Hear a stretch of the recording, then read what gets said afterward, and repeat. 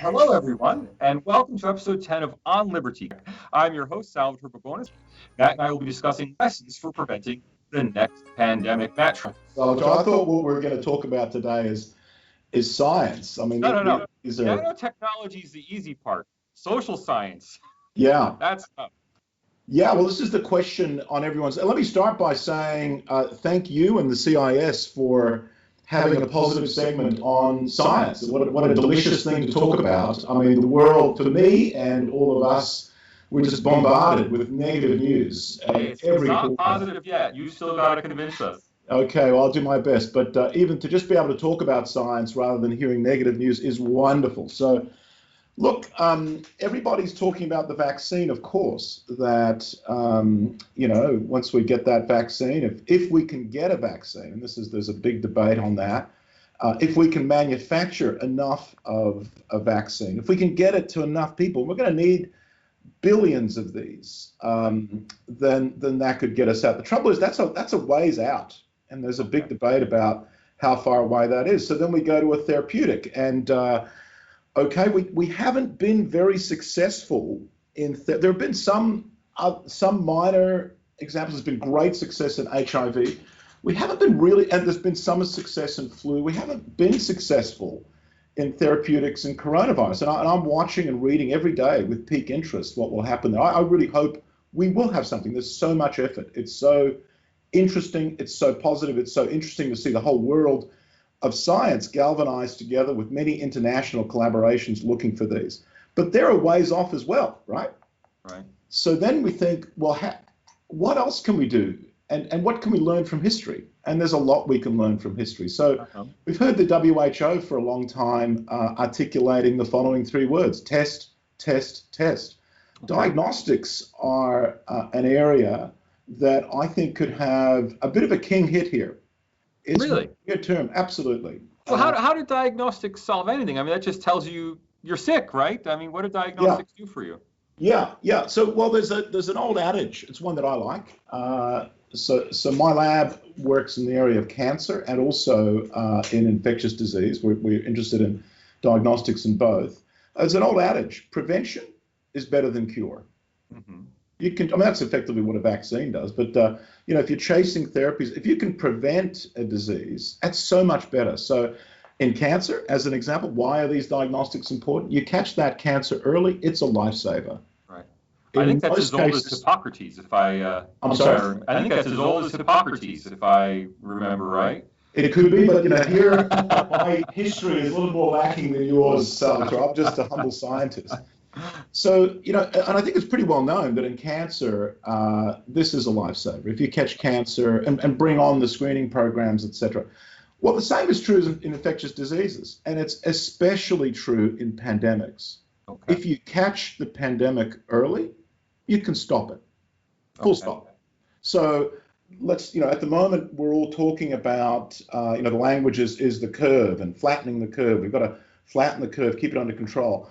Well, if we imagine a world where, and let's dream for a moment, Salvatore. Imagine if there were technologies, cheap, point of care, automatic technology, sensor dust, if I could call them that, right, that were positioned in so many places, or that people could carry out at home or in the doctor's surgery, and we could catch a pandemic early before it gets hold. Right. If we did that, we could shut it down. If we could do that, there wouldn't be a curve. Right. And unfortunately, and as is the case with these other most advanced diseases, once a pandemic gets loose, once a disease gets going in the body, you have all of these calamitous situations. And so yeah, I think these diagnostics are pivotally important. And the tragedy is that we've seen this before. It's a bit like watching an old record. Right. SARS, MERS. We've heard it all before. Actually, I watched a documentary recently on 1918 Spanish flu epidemic. Right. It's the same record. It's about catching the disease early, containing it, and petering it out until we find something better. Right. Now, I know the U.S. established the Centers for Disease Control for exactly that kind of monitoring. Australia has its infectious diseases network. And I know that after the 2003-2004 SARS epidemic, one of Taiwan's big reforms was to establish an infectious disease monitoring network. Okay, monitoring is great, but how do they monitor? I mean, what are they doing other than just getting reports from hospitals that someone has pneumonia? Yeah, that's the problem. I mean, the problem is, and actually, I wouldn't mind if I want to do something unusual in a media format. So, and I want to talk about the details of the technology, if you allow me. But before I go there, just the concept. Let's get this. The concept of the pulse stop, ebb and flow of research and innovation in these areas. So let's look at the SARS epidemic. The SARS epidemic brought about an enormous influx of radically new technologies in vaccines, therapies, and diagnostics. Okay. And then it was stopped. Are you serious? Didn't go any further. Absolutely. And this is just what happens with these pandemics.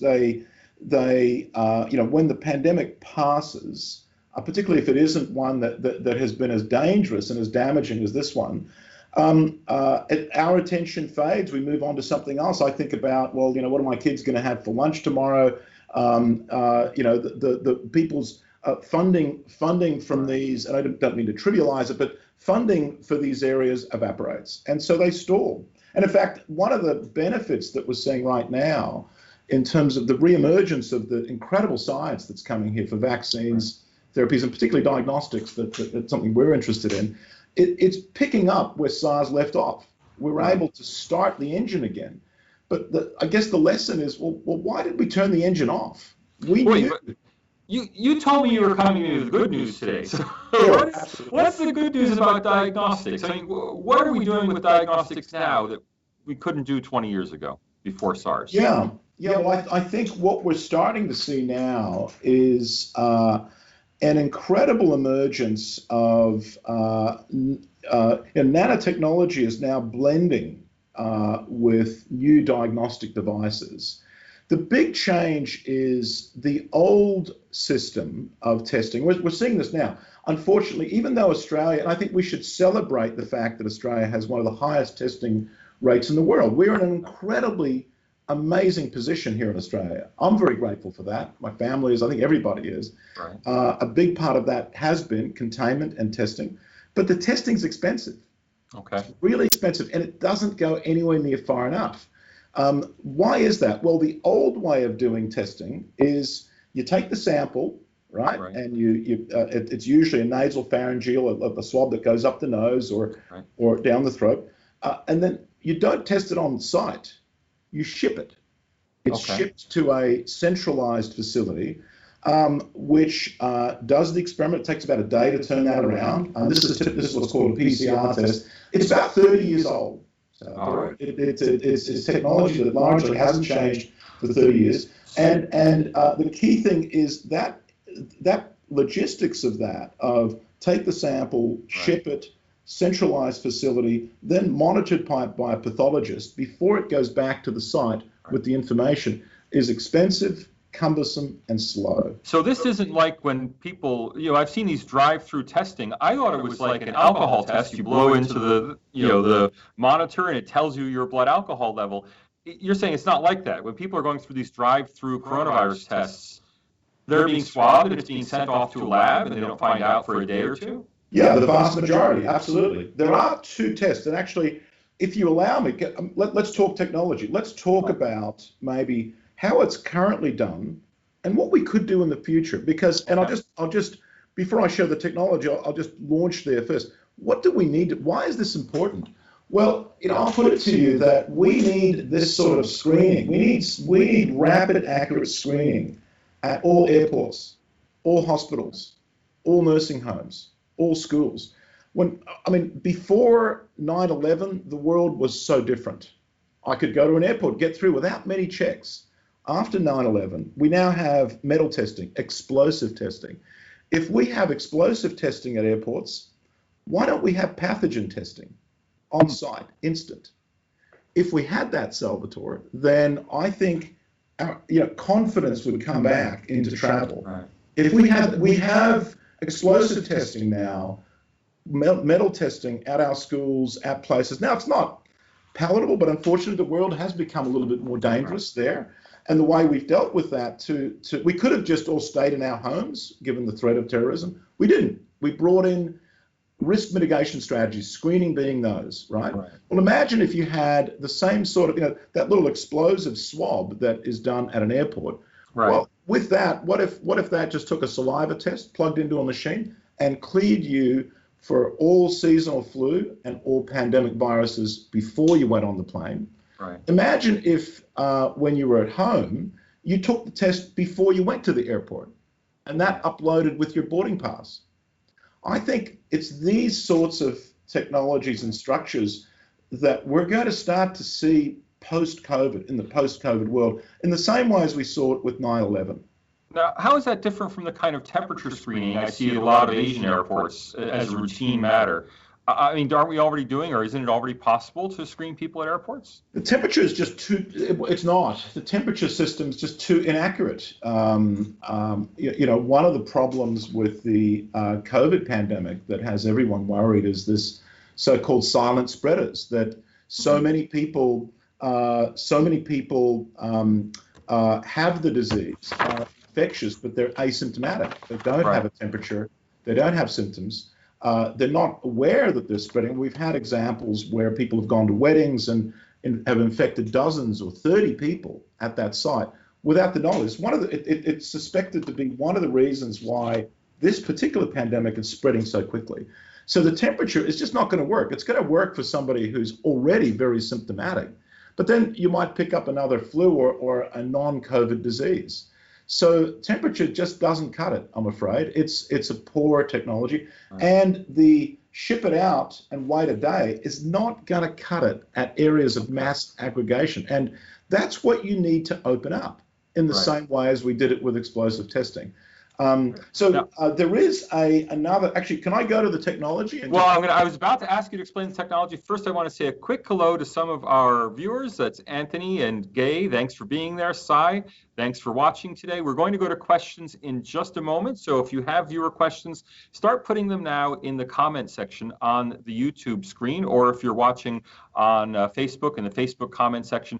Best if you can get it in that YouTube comments, I can read it right off. Also, of course, here at CIS, remember that we accept absolutely no government funding of any kind, and that includes JobKeeper, which means now more than ever, quote unquote, the CIS needs contributions. It's the end of financial year. Donations much appreciated. If you're not a member already, it's only $40 to become a member at the basic category, which don't tell the board I said this, gets you pretty much everything. So please do become a member, $40 if you're not already, and please do go to the CIS website and if you can afford it, make a donation. Keep this program on the air. Keep us getting fantastic guests like Matt in to the CIS studios, or at least virtually in. All right, Matt, I've done my pro formas. We're waiting for those questions to come in on YouTube. Tell me about nanotechnology. Okay, no problem. So let me, I'll be a bit biased. I'll show you an example of one of the technologies that we're developing in our lab and we're scaling up for this particular epidemic. So let me start by showing you what a COVID-19 virus particle looks like. So this is a simulation of a COVID virus. So I'm sorry, I don't have a better model. How much Australian taxpayer money went into building that simulation? That's what I want to know. I can answer that. $0. This is a used tennis ball donated by our local tennis club that's shut. Now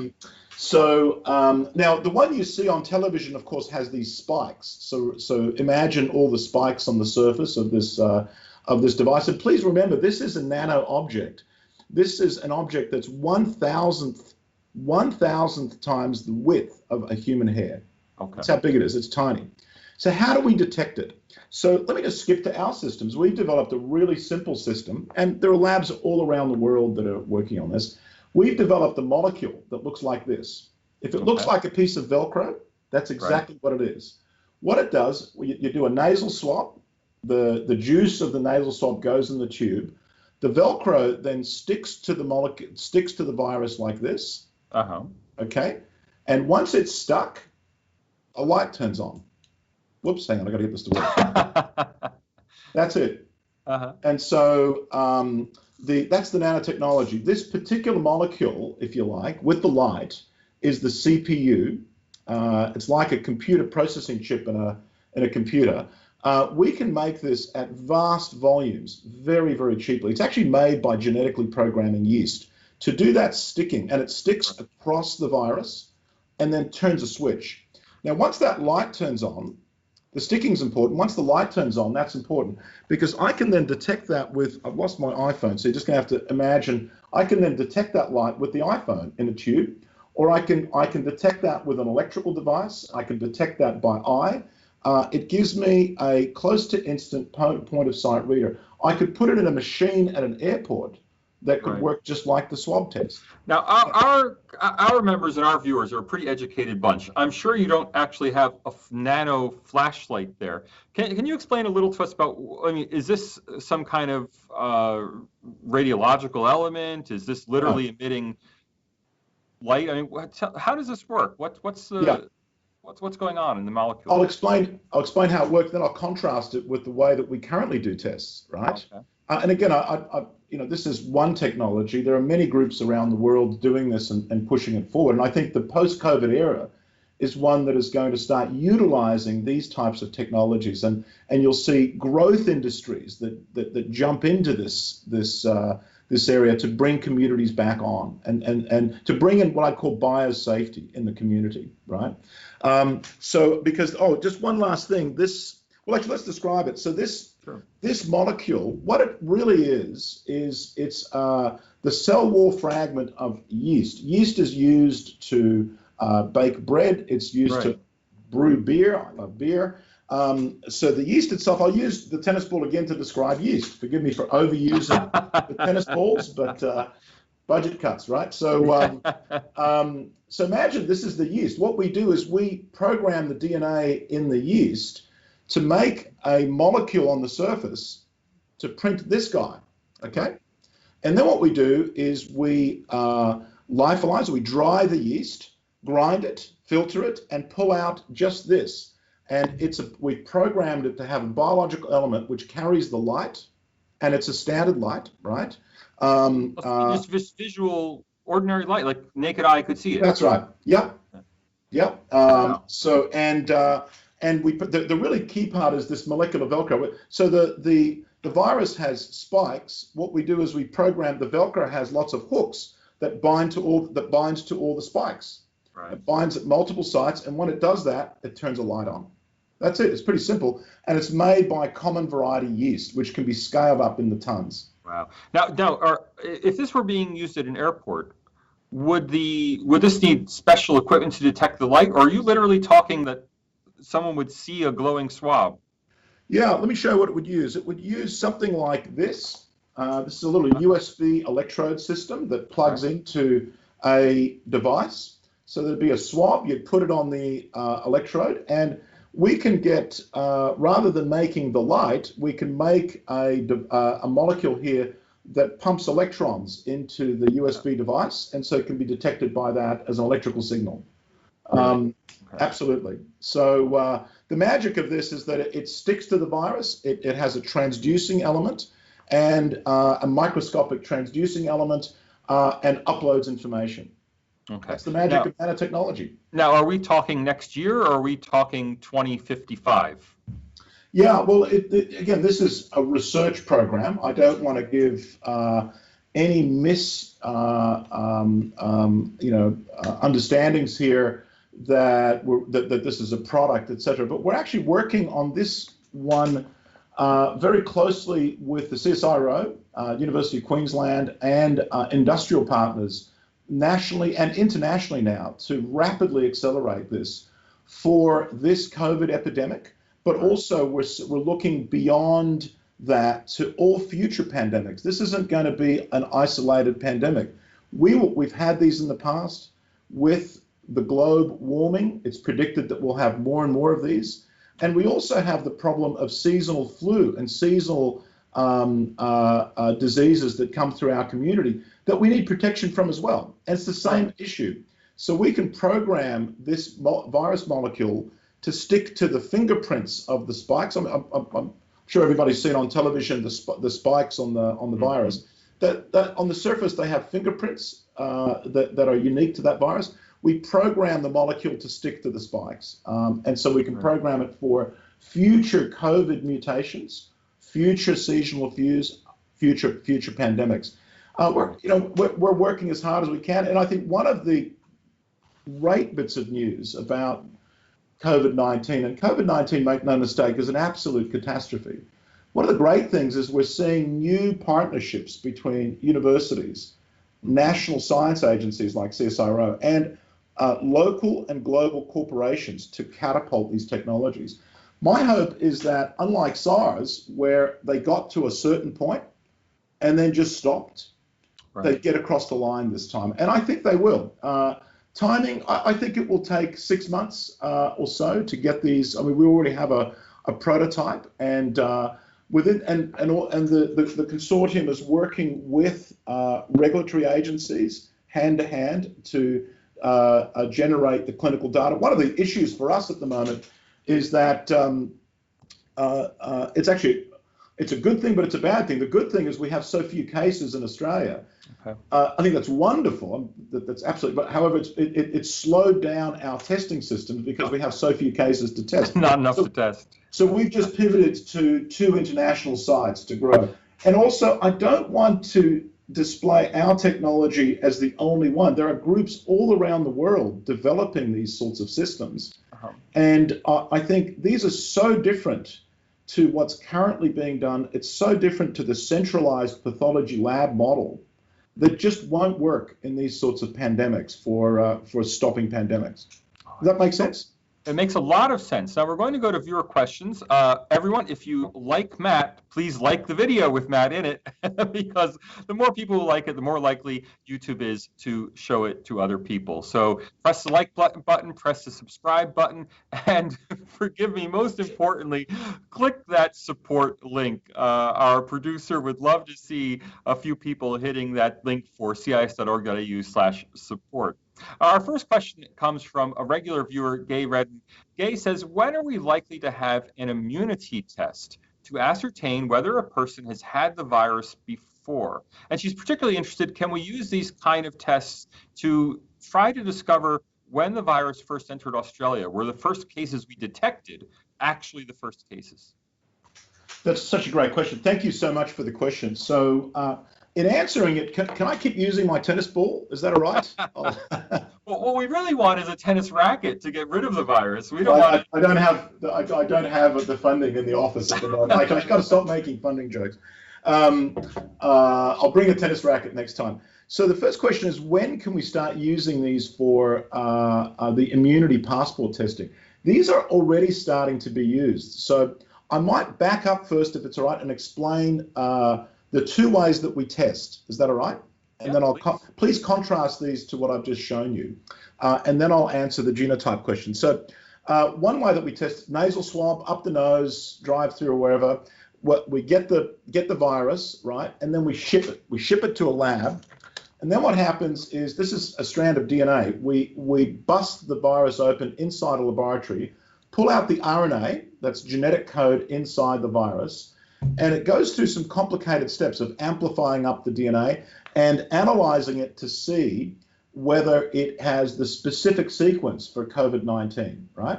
That's the most accurate test. Now, while we're doing that, we can also sequence, look at the exact code and trace to see, is this a new strain? Is it one that came from China? Did it come from Germany? Did it come from Japan? Because those have also been sequenced. The sequencing isn't a standard pathology test. It's a research tool to try to trace what's called the epidemiology. It's trying to trace the history of the virus. That's the way it would be done. But again, that tracing is largely laborious. It's take the test, ship it to a lab. There is a blood-based test, and this is the antibody test that can be done on site, right? The way that works is, let's say somebody has the virus. I have the virus. Okay. It's inside my body. What happens is my immune system starts to wake up to the virus, and it starts to produce these little objects. They're called antibodies. And so I then make what the blood test does is it looks for my immune system's response to the virus. I create another object. Sorry for the props, but that's what I've got lying around. So I hope it works. I create another object that I take blood, right? This time not up the nose. I take blood. I put the blood on a piece of paper. It's a paper fluidic test.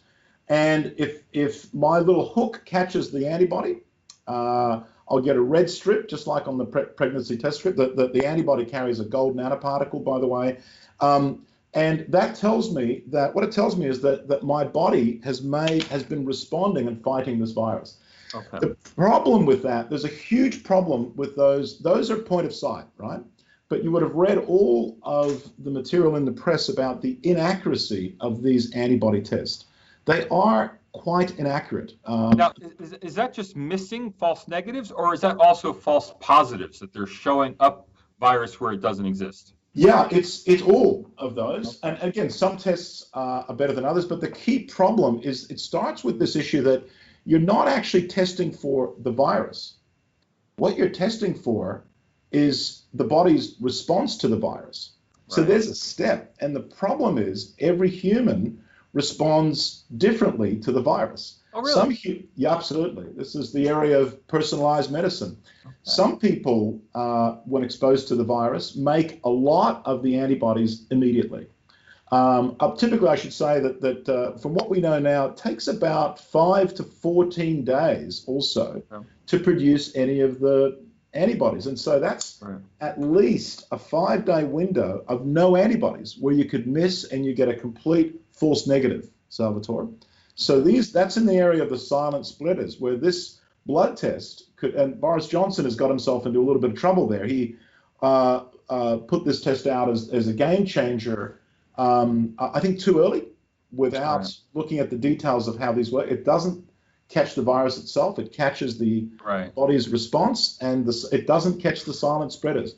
The next thing is that some people don't produce many of the antibodies, and so you might get them as a false negative, right? Mm-hmm. So you'll test them and it'll say, well, you don't have enough antibodies, but actually there's another component of the immune system called the MHC receptor, which could have wiped out the virus. Not many of these antibodies are produced. The test is flawed. The other place where the test is flawed is that many of the current tests that have come, and I won't name the companies, the hook that they use isn't very stable. And in the rush to get these tests out quickly, using old technologies, this needs cold chain. It needs to be refrigerated. Some of these aren't refrigerated appropriately. In the rush to distribute them, it degrades and it gives you a false test. So that's why we believe the future is to test the virus directly on the spot without any processing. Now, I understand all the reasons for these false negatives with antibody tests. All sorts of tests have false negatives. It's difficult to detect things. What concerns me, and here maybe I'm too much of a statistician, and so it's bothering me, but what worries me is false positives. Yeah, absolutely. Is this really something that can happen? Like, how can I have antibodies for the coronavirus if I've never had the coronavirus? Yeah, well, this little issue, this little game is, see, the problem is that with serology, you're not actually testing the virus. You're looking for how your body has responded to the virus. Okay. And my view is, well, why don't we just skip that test? I mean, that's old technology. Right. It's 30, 40 years old. Why don't we skip that technology and go straight for the virus? That's going to be, I think, more definitive. Next is each person produces a different repertoire of these antibodies. It's complicated because our immune system binds to the virus in different ways. And then you have the problems of the stability of these other systems and how to detect, etc. And then also, I don't want to poo-poo these tests. These tests are actually incredibly powerful, incredibly useful. There's one company that I won't mention that is getting amazing accuracy. So we need to utilize the ones that are proven clinically. But you know what? These are still expensive and cumbersome. We need to take this to the next level to open up the society rather than eking out the tests only in those few moments. Imagine if we were going to test for explosives only if there's a criminal record and someone is partially apprehended at the airport, right? No, we test it randomly for almost everybody. And we do that because the test is so cheap and Right. it's not invasive. Mm. That's where we need to go. Right. Now, Anthony wants to know, do those who recover from the virus really obtain immunity? And under what conditions do people become immune? So I'm not a virologist, and if any Okay. comments I make, my virology friends who are much more expert, this will jump down my throat. But look, I'll have a crack. I mean, from my reading as a chemist, the short answer is I don't think anybody really knows just yet. You know, the scientific evidence, we're running the experiment right now. You know, the thought pattern, or at least from my reading, is that what we've seen with other viruses, other coronaviruses, that there is the thinking and the hope and the hypothesis that once exposed, you will develop immunity and it will last a period of time. Will that be 6 months, 2 years? We don't know. And again, it'll probably vary in different individuals. But the jury's out. This is one to watch. I'm confident. My personal feeling is that, as a chemist, is there will be some immunity, and that immunity will get better over time. Okay. I want to go back to what's really dear to your heart, obviously, which is this routine detecting issue. I'm a big Sherlock Holmes fan. I don't know if you are. And the very first I Sherlock am. Holmes novel, he's introduced as having developed an infallible test for the presence of hemoglobin in a stain, which the Sherlock Holmes test, which he says will change crime detection forever if you could routinely tell if a stain was really blood and not some other liquid. Yeah. Um, it sounds like you're saying that it's making things routine that's Yeah. the secret, Yes. instead of, a one-off super expensive test. Yeah. Why does being routine? Okay, let's say you can do it. I mean, I'm going to give you your instant screening test Yeah. for viruses that's bespoke and can be, designed for any particular virus of interest. How's that going to change things? I mean, airport's fine, but what about the rest of life? How is that going to make anything better for any of us? Well, I think if the bottom line with pandemics is, again, catch it early, stop it. Hmm. So how do you stop it? I mean, what are Okay, we? so it's an issue of how do you find all of those silent spreaders? If you find the silent spreaders, if I am tested and I'm positive, I'll go home, isolate myself, not infect anybody. If the what's called the R0, right, the infection rate goes below 1 and stays below 1 for long enough, the disease dies. The pandemic is finished. Right. It's So we're it's a non-trivial issue. so we're talking about combining the most advanced nanotechnology, the sort of stuff you're doing at University of Queensland, with simply stay home and use good sense. Yeah. The highest and the lowest technologies. I mean, we've been doing self-quarantine since the Middle Ages, right? So It works. It put works. these two together. Yeah, it works. You just have to know who's infected. And does this work beyond? I mean, look, coronavirus. I mean, I know it's huge. I know it's affected millions of people. But let's face it, the last time we had a pandemic like this was 1918. It's been 100 years. Um, so a tool that only helps us with pandemics is probably, let's face it, going to sit on the shelf for 100 years. Yeah, But but that's right. Oh, sorry to cut in. but Hey, I'm this going can to try help to us cut in in. this can help us in other ways. You seem to be saying. Yeah, it's a platform technology. So we developed this for cancer originally. Last time you and I talked was on early cancer detection, and I think this type of system, it's the same story in cancer. Catch it early. Prevention is better than cure. Catch it early, stop it. The other place where, again, and it can be used, see, this is where we started. The problem is that if it's just for this pandemic, yeah, it'll sit on the shelf. And that's what happened with SARS. I think we need to start using these technologies now much more broadly in medicine, across all infectious diseases, into cancer. The other place where we're using them, it's not just about stopping it early. So if you then look, let's go to the tail end, and this is this topic. I'm a little bit passionate about this topic of precision medicine, or personalized medicine, of individualizing medicine for the individual, get the right treatment for the individual. Right. So let's look at what happens with people once they catch the disease. What kills the small percentage of people that have COVID-19? Well, the data seems to be showing, it's not, again, we're watching this every day, we're learning more about it. But a large percentage of the people that die don't die from the virus. Right.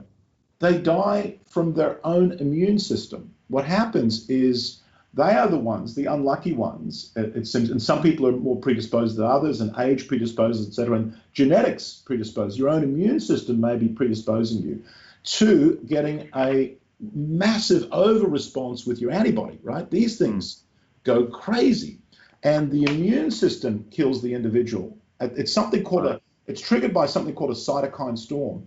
So the other place we can use these technologies are on the other end. So we have another project we're working on where we can detect the cytokine storm early at a single molecule level in the blood.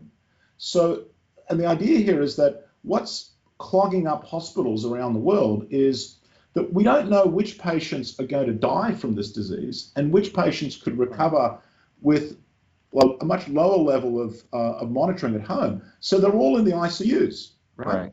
But if we had a way, in the same way of monitoring the first stages of the cytokine storm, we could send everybody else home to recover and focus all of our resources on the small percentage that are endangered.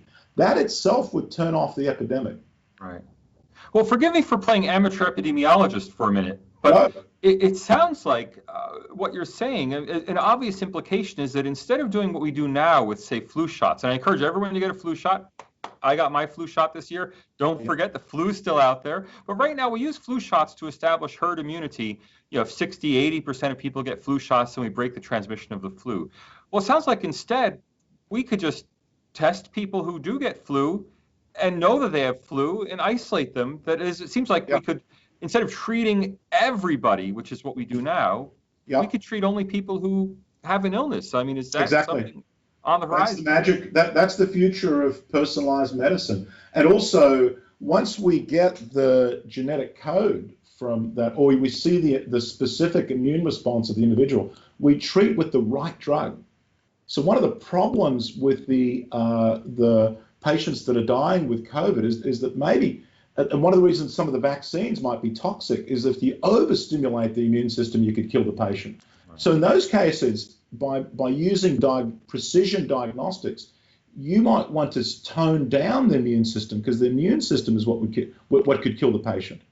Right. But right now, it's all being done blind. Now, Anthony's asking us, are you talking about different treatment for different races? But it sounds like you're talking about different treatments for different people. Every single person, different classes of people.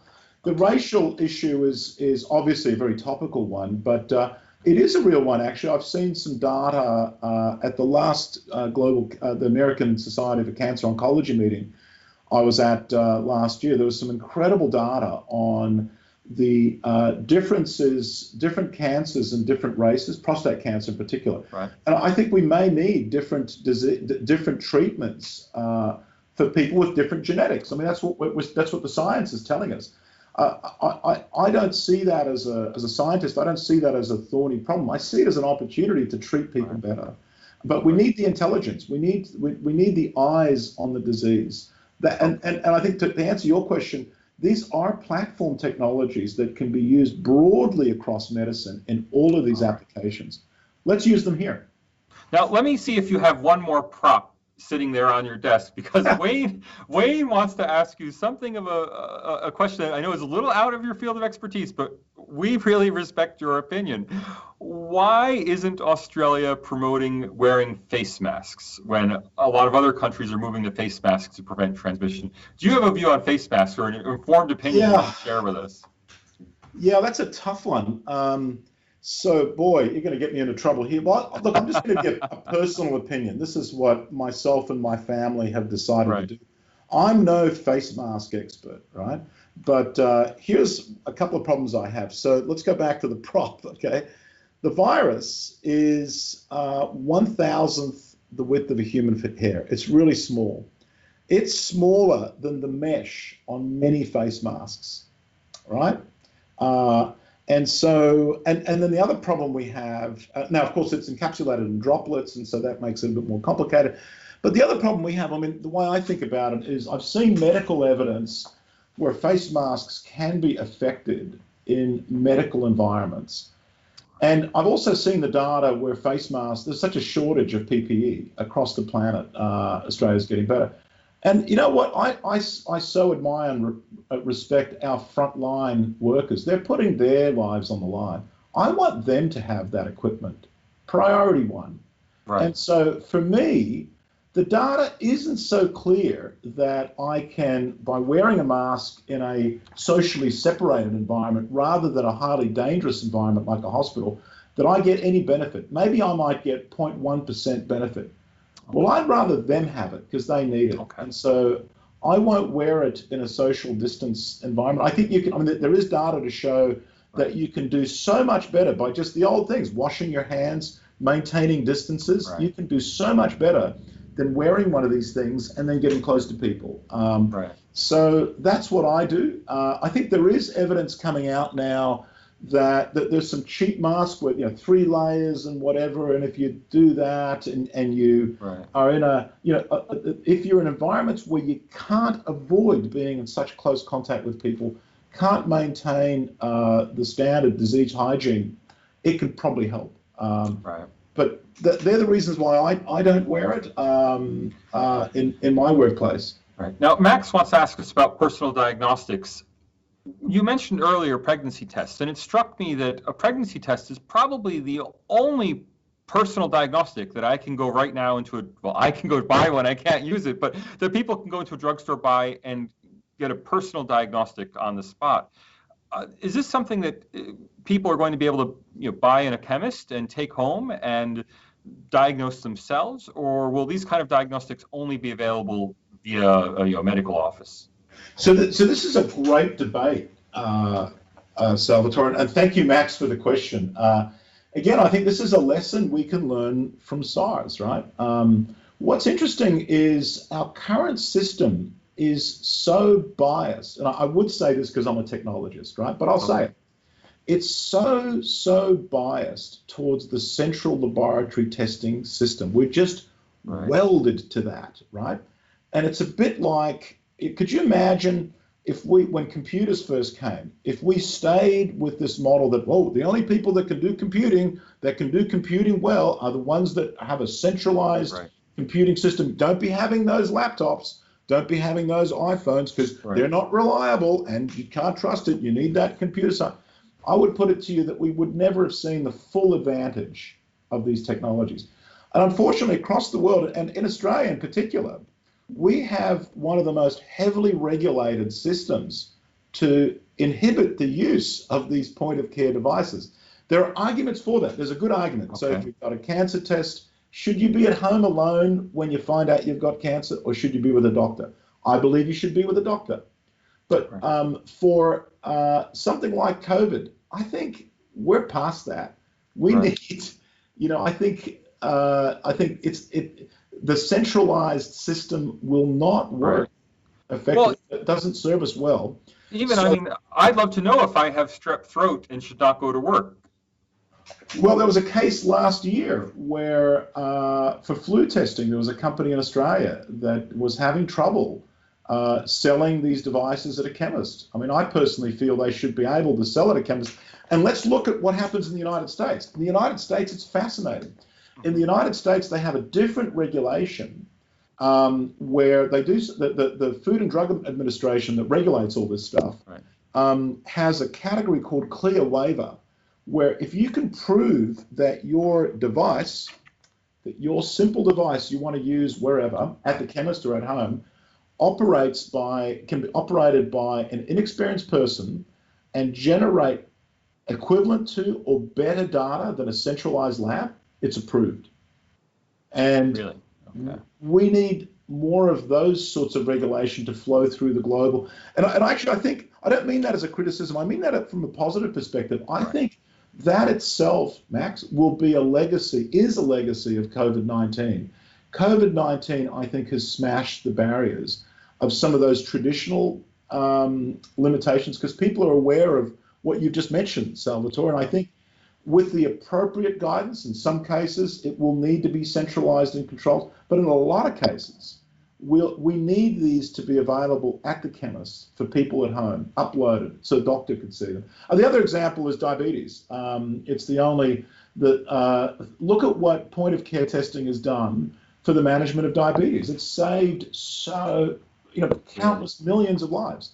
We need to open. I think that the point of care genie is out of the bottle here, thanks to COVID-19, because the need is so great. Now, we're going to have to start wrapping up now. Just give everyone a kind of a 2-minute warning. We're going to be finishing up this conversation. There's one question I really want to ask you, and that has to do with your move. I understand you made a move a while back in your career from Princeton to Queensland, and of course, people would be saying you're crazy. Why would you want to be in Queensland instead of in the center of things, Princeton, New Jersey? For you, what are the advantages of doing the kind of work you do here in Australia instead of being in the U.S. or somewhere overseas? Gosh, that's an unfair question, Salvatore. I should remind me never to give you any personal information. It was one of the most difficult decisions I've ever made in my life. I had the opportunity of a faculty position at Princeton. It's not a bad place in the United States. I chose to come back to Australia. I came back for 3 reasons. One was my family is here. 2 is I wanted to raise my family here. I'm really so grateful to have had that opportunity to do that. The environment here, Australia is such an amazing place. I came back, but the other bit was I'm almost nervous to say it. It was naive. I wanted to make a difference here. Mm-hmm. I felt I could maybe try. And the advantages are all the lifestyle, the science in Australia, I think really punches above its weight. Really? Where I think Australia needs to go, and we've talked about this at CIS on many occasions, and it's a hackneyed phrase, is we need to grow our local industries here, our high-tech industries. It's not quite as turned on as it is in the United States. And again, I hope that some of these areas that are just so rife with opportunity right now in Australia, where Australia has the lead, and it's not just me, it's many labs across the country working with it's the opportunity to grow another Silicon Valley here. Well, let me ask you, what do you need? I mean, is it venture capital that's the problem? Government finance? Too much regulation? Too small a market? What do you need to make your work grow? So yeah, it's another unfair question, Salvatore. We had at the. I'm giving you your wish list, and you're telling me it's unfair. Yeah, thank you. We had a really great debate. I want to thank Greg Lindsay for this at Concilium last year on exactly this topic. And I mean, I gave an opinion then. I've lived this journey for a few decades now here, and I think we have everything here in Australia. We're a very rich country. We have all the scientific infrastructure. We can have endless debates about tax, etc. Sorry. I think what we miss is, and this is where I came to at the Concilium debate, was it's just this feeling that we can do it. That's it. I think just deep down, we have and I know it sounds simple, but I really think that's it. Deep down, we have this psychology that, hey, tourism, we can do that. Mining, yeah, we can do that. Agriculture, sure, that stuff, we can do that. High tech, we actually have some brilliant successes in Australia. CSL, Cochlear, ResMed, you can prattle them off. But they're sort of not celebrated, not known as much so much. And so it's funny, whenever we talk to American entrepreneurs and investors, they'll say, my God, you got to move this to Silicon Valley.